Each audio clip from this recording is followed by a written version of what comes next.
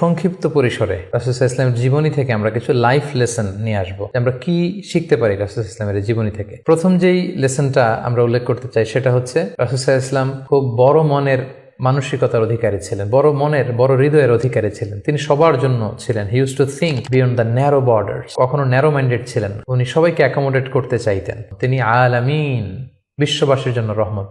He is for all and his teaching is for all.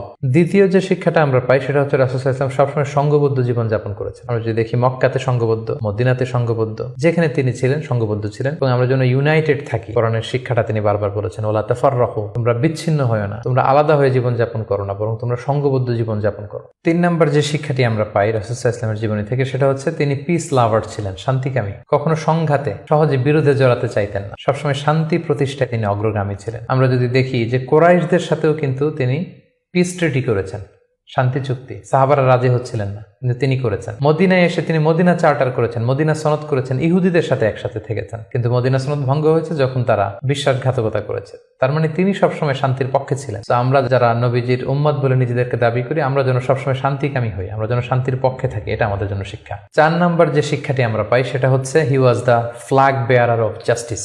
ন্যায় যেখানে, সত্য যেখানে, ইনসাফ যেখানে, জাস্টিস যেখানে, তিনি সেখানে। তার প্রমাণ আমরা দেখি 20 বছর বয়সে তিনি যখন যুবক, তখন তিনি হেলফুল ফুজুল নামে যুব সংঘ করেছেন। উদ্দেশ্য কি ছিল?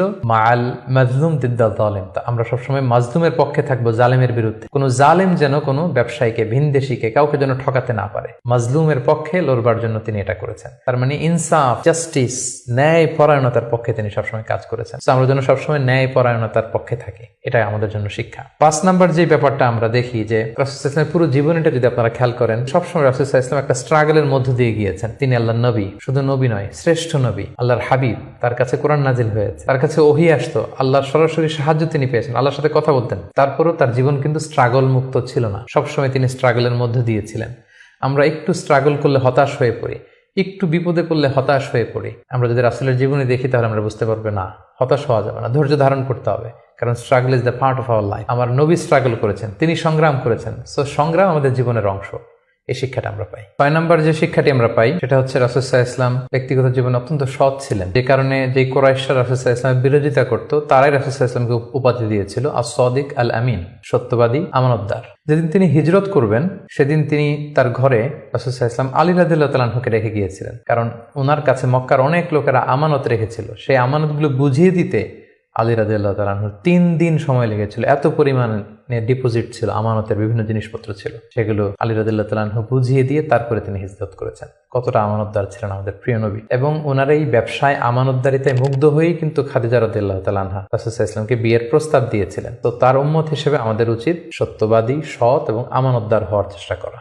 7 নম্বর যে শিক্ষাটি আমরা রাসূল সাল্লাল্লাহু আলাইহি ওয়াসাল্লামের জীবনী থেকে পাই সেটা হচ্ছে রাসূল সাল্লাল্লাহু আলাইহি ওয়াসাল্লামের একটা ফ্রেন্ডলি ইন্টারাকশন ছিল তার ফলোয়ারদের সাথে, good interaction with the followers. আমাদের অনেক লিডারদের মধ্যে একটা বসি ভাব থাকে, যে আমি সব জানি, আমার ফলোয়াররা কিছুই জানে না, আমার টিমের লোকেরা কিছুই জানে না। না, রাসূল সাল্লাল্লাহু আলাইহি ওয়াসাল্লাম এটা করতেন না। কারোর কাছ থেকে কোনো ভালো কনসালটেশন, কোনো পরামর্শ আসলে পলিসি মেকিং এ তাদের কথাও তিনি রাখতেন। সুবহানাল্লাহ, এটা একটা গুড লিডারের বৈশিষ্ট্য। 8 নম্বর যে শিক্ষাটা আমরা পাই সেটা হচ্ছে রাসূল সাল্লাল্লাহু আলাইহি ওয়াসাল্লাম হেভিলি ফোকাসড ছিলেন তার মিশনে। সেই যে মক্কায় তিনি তাওহীদের বাণী প্রচার করতে শুরু করেছেন, রিসালাতের বাণী প্রচার করতে শুরু করেছেন, আখিরাতের কথা মানুষকে প্রচার করতে শুরু করেছেন। তার যে দাওয়াতের ফোকাস, এই ফোকাস থেকে কোনো প্রলোভন, কোনো লোভ, কোনো স্ট্রাগল, কোনো বিপদ রাসূল সাল্লাল্লাহু আলাইহি ওয়াসাল্লামকে এক চুল পরিমাণ নাড়াতে পারেনি। আমরা যদি জীবনে সফল হতে চাই আমাদের ফোকাস ঠিক রাখতে হবে। ফোকাস থেকে আমরা নড়ে গেলে কিন্তু আমরা সফলতার দেখা পাবো না।